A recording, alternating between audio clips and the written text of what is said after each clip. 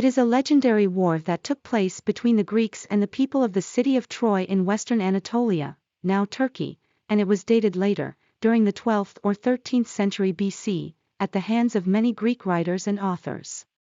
This war lasted for nearly 10 years, as it permeated many dramatic and tragic events that prompted many to write about them. Perhaps at the forefront of these works is the Iliad and the Odyssey of the great poet Homer.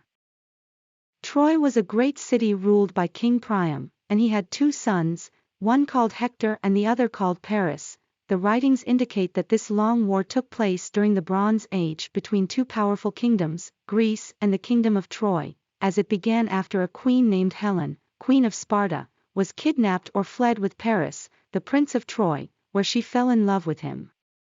This Helen was married to a person named Menelaus, who persuaded his brother Agamemnon, king of Mycenae,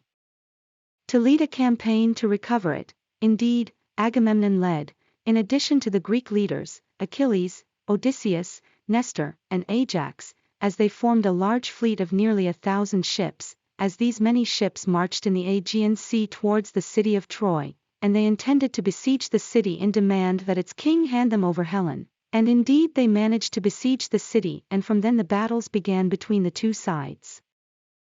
The siege of the Greek armies of the city of Troy continued for more than 10 years, which is a very long period, until the day came when the Greek armies announced that they would withdraw and left the people of the city at its fortified walls a horse made of large wood, as a gift to the people of Troy.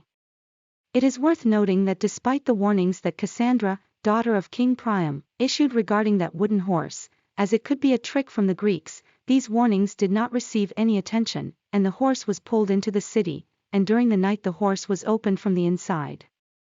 It turned out that there was a group of warriors led by Oiseus, who took control of the entire city. It seems that until 100 years ago, the prevailing belief was that the Trojan War was nothing but a myth among the legends transmitted by people's tongues and the writings of poets and authors. But with the end of the 19th century things began to reverse that. As it turned out that it was a real war and not just a legend, as excavations at the site of the city of Troy revealed the existence of a small hill in the area, and layers extending to 25 meters underground of debris. And a lot of scattered skeletons, which is a clear indication that this city suffered a lot from the scourge of war and the attacks that the Greeks launched against it. Archaeologists led by Heinrich Schliemann found the remains of a large castle that was located near the western shore of Asia Minor, which is the traditional site mentioned by most of the writings about the Trojan War. After conducting many researches and studies on this site, it was found that it witnessed large-scale war in the year 1250 BC. A time that seems to correspond largely with the accounts of warfare in the ancient world.